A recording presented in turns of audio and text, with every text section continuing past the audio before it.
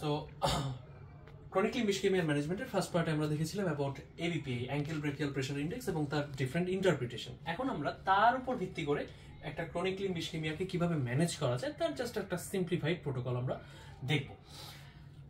ধরা যাক এবিপিআই কে আমরা দুটো রেঞ্জে ভাগ করছি, একটা 0.5 এর বেশি, একটা 0.5 এর কম, 0.5 বা তার কম।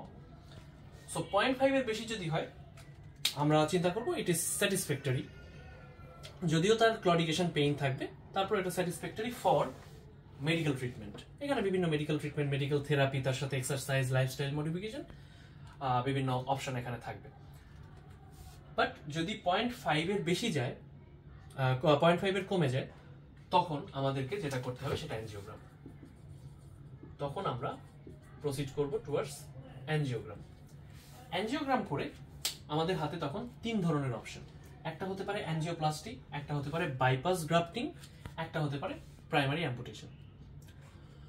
সো আমরা অ্যানজিওগ্রাম করে দেখব যে সেগমেন্টের স্টেনোসিস তার ডিস্টালি রান অফ কেমন, distal blood vessels patent or not.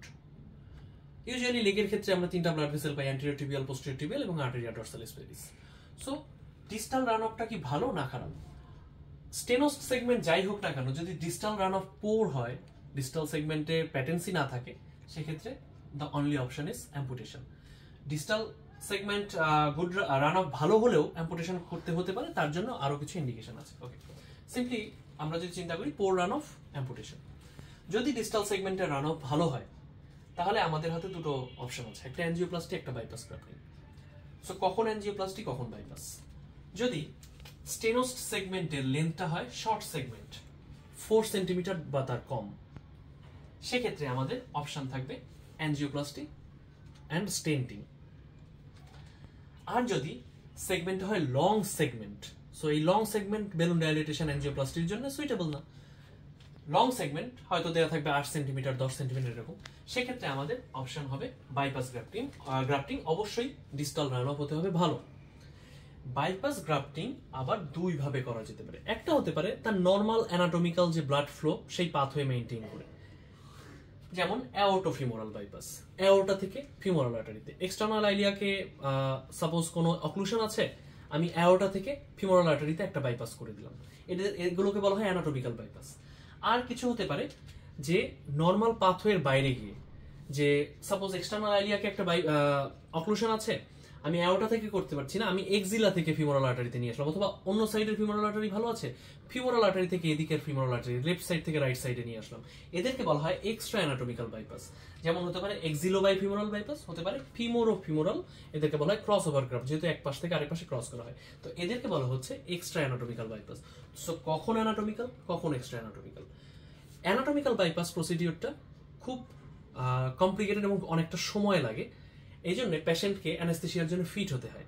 So যদি এমন কোশ্চেনে থাকে যে পেশেন্ট ফিট, ইয়াং অ্যাডাল্ট, মধ্যবয়সী, খুব বেশি এজেড না, এবং তার কোনো পজিটিভ কার্ডিয়াক হিস্ট্রি নেই, মার্ক মাই ওয়ার্ডস, পজিটিভ কোনো কার্ডিয়াক হিস্ট্রি নেই, তখন আমরা will go for anatomical bypass. This is the best option. But যদি পেশেন্টের পজিটিভ কার্ডিয়াক হিস্ট্রি থাকে, কোশ্চেনে লেখাই থাকবে যে পজিটিভ কার্ডিয়াক হিস্ট্রি, তখন আমাদেরকে যেতে হবে এক্সট্রা অ্যানাটমিক্যাল বাইপাসের দিকে। সো বাইপাস গ্রাফটিং দুই ধরনের, anatomical, extra anatomical. So as এখন এটা ক্রনিক লিম্ব ইসকেমিয়ার একটা সিম্পলিফাইড অ্যাপ্রোচ টু ম্যানেজমেন্ট। এই নলেজটুকুই এক্সামে বিভিন্নভাবে আমাদেরকে ইমপ্লিমেন্ট করতে হবে, বিভিন্ন কোয়েশ্চেন আসবে, বিভিন্ন ইমপ্লিমেন্টেশন আসবে, তবে বেসিক অ্যালগোরিদমটা will be based on this fundamental knowledge. So এটাই ক্রনিক লিম্ব ইসকেমিয়ার একটা ম্যানেজমেন্ট প্রোটোকল। সো এভাবে কিভাবে এই নলেজটাকে বেস করে কোশ্চেনগুলোকে অ্যান্সার করা যেতে পারে, এবং তার সাথে এ ধরনের আরো বিভিন্ন ভিডিও ক্লিপস পেতে আমাদের সাথে থাকুন, ফলো করুন এমআরসিএস ওয়ারিয়ার্স গ্রুপ। আমরা আগামী 8 এপ্রিল থেকে এমআরসিএস পার্ট এ এর কোচিং শুরু করতে যাচ্ছি। সেই সংক্রান্ত ডিটেলস তথ্য জানতে এবং বিভিন্ন টিপস অ্যান্ড ট্রিক্স জানতে আমাদের এমআরসিএস ওয়ারিয়ার্স টেলিগ্রাম গ্রুপটা ফলো করবেন, এবং সেখানে আমাদের যাবতীয় ডিটেলসগুলো দেয়া আছে। So thank you for staying with us. Goodbye.